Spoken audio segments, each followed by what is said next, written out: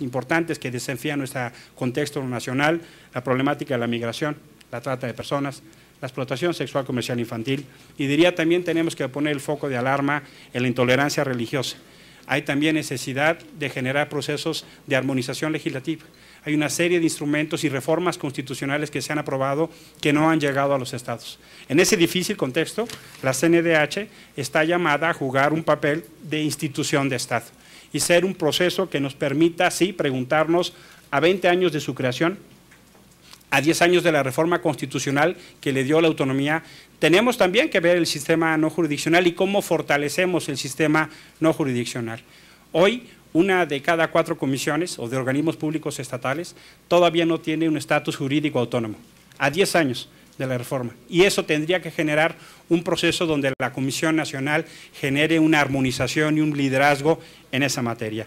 La CNDH claramente está en un proceso donde tiene fortalezas y así hay que reconocer, pero también es momento de construir un nuevo paradigma. A 20 años de su creación es momento de retomarla como una visión de una auténtica defensoría del pueblo. Y valga aquí la pena recuperar no solo el sentido, sino la figura del creador de la primera Comisión de Derechos Humanos de nuestro país, Ponciano Arriaga, que en 1847 propuso la Procuraduría de Pobres. Si en un contexto tan difícil como fue la invasión de México a Estados Unidos, alguien puso en el centro de nuestro régimen democrático el tema de los derechos humanos, es obligado a hacerlo en este contexto. Y por eso es tan importante recuperar la figura de Ponciano Arriaga. Se necesita entonces una comisión nacional que bajo los 6 principios que ya se pusieron a prueba, que se implementaron bajo mi gestión en la Comisión del Distrito Federal, que son la autonomía, la ciudadanización, la profesionalización, la integralidad de los derechos humanos, la incorporación de los estándares internacionales y la transparencia y rendición de cuentas. En ese orden de ideas se necesita claramente un modelo de articulación efectivo con los 3 poderes del gobierno, de la Unión, y también con los organismos públicos autónomos y la sociedad en general. Además de atender casos, la CNDH tiene que contribuir a atender las causas. Es indispensable no solo que ponga en el centro de su actuación lo que significa con la investigación de los casos, lo que significa con la investigación y la protección a la víctima, que deje de hablar de quejoso y que empiece a hablar de peticionario, de ciudadano que ejerce derechos y que ubique en su propia normativa a la víctima. Y ahí también ayudar con un enfoque de política pública al diseño de las políticas públicas que en materia del Ejecutivo, en los distintos niveles de gobierno, se puedan atender. La Comisión puede coadyuvar y tendría que coadyuvar, por ejemplo, en lo que a derechos humanos se refiere al Programa Nacional de Desarrollo, al seguimiento del examen periódico universal de este país.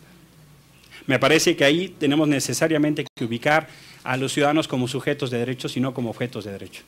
La Comisión Nacional no puede hablar por las víctimas, tiene que estar al lado de ella. De manera que todos sus procedimientos, las quejas, las conciliaciones y las recomendaciones tienen que tener claridad que siempre hay por delante una víctima. Y la Comisión Nacional tendrá que hacer los procedimientos que a través de innovadores métodos genere una concepción integral de defensa, de promoción y de educación. La labor de educación tiene que ser entendida como parte de la labor sustantiva de la Comisión Nacional. No puede ser entendida como un complemento lejano que mande un mensaje desigual. Sí, eso requiere poner en el centro la autonomía institucional, eso requiere fortalecer el Consejo Consultivo. El Consejo tiene que participar como Consejo, no como Consejo Consultivo. Ese modelo ya se probó, se hizo en el DF y juega también un equilibrio con el titular y es una de las anclas de la autonomía de la institución. Claro que sí. En el uso de la voz, el senador José Guadarrama.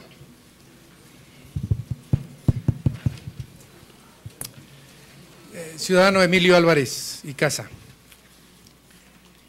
de la exposición que usted nos ha hecho, entre los ejes estratégicos de su plan de trabajo, manifiesta la institucionalización de los derechos humanos en México, la situación actual de los derechos humanos en México, un nuevo paradigma para la Comisión Nacional de los Derechos Humanos. Y dentro de algunas de sus propuestas manifiesta la consolidación de una institución de Estado. Asimismo, la construcción de un modelo integral de derechos humanos, construcción de una agenda integral de derechos humanos. Le preguntaría a usted, ¿qué significa construir un nuevo paradigma para la Comisión Nacional de los Derechos Humanos? ¿qué elementos contiene el modelo integral de derechos humanos que propone? ¿Y qué acciones emprenderá para impulsar la armonización legislativa en derechos humanos en el plano federal y local, de acuerdo con los diversos instrumentos internacionales que han sido firmados y ratificados por México?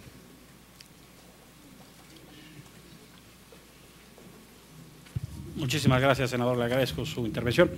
Yo estoy convencido que la CNDH, desde una visión de Estado, tiene que ser un fuerte impulsor de un proceso que eleve la calidad de la democracia en nuestro país. Llevamos 30 años discutiendo la democracia y es un momento de apostar a una transformación cultural y de las instituciones que pongan en su centro los derechos humanos y que cuando dialogue en ese proceso no vea para atrás, vea para adelante.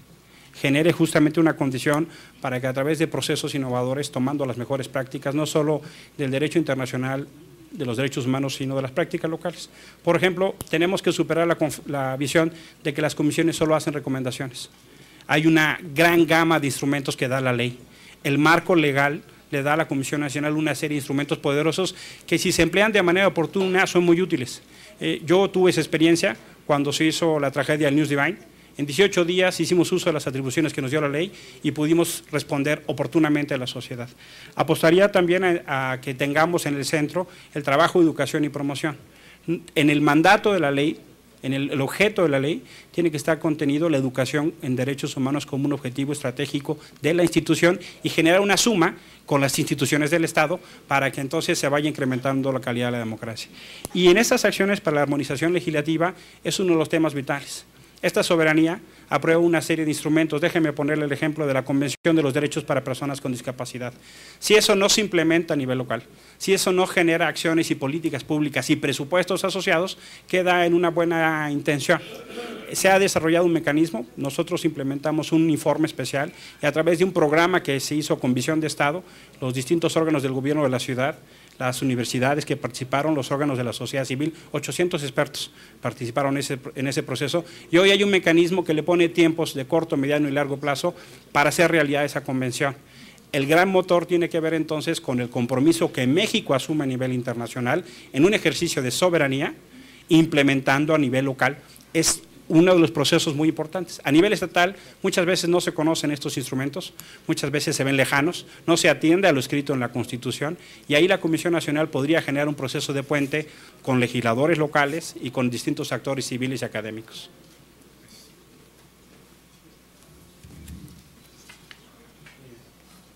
Senador Ulises Ramírez, por favor.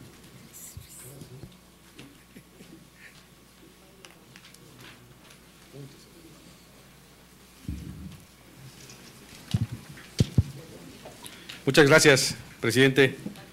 Damos la bienvenida a don Emilio Álvarez de Icaza. Nos da mucho gusto recibirlo en esta sesión. Voy a hacer algunas preguntas vinculadas a los ejes de la propuesta que ha presentado a estas comisiones unidas. Justamente en el punto 3, donde habla de la legalidad y autonomía como ejes de los organismos públicos